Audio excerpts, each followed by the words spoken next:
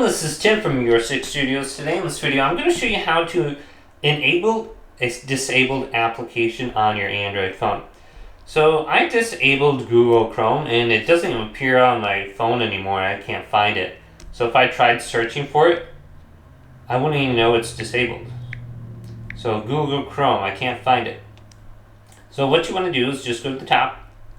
It's still on your phone, you just have to go to apps. So let's go down to apps right here.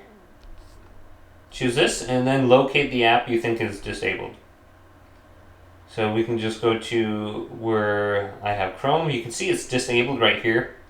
So that's a quick way, and I don't think there's a sort by option on the top to search for just disabled applications, but we can go to Google Chrome. We can see it under this menu, and there should be an option to enable it right here. Alright, so it's working again and we can open this up.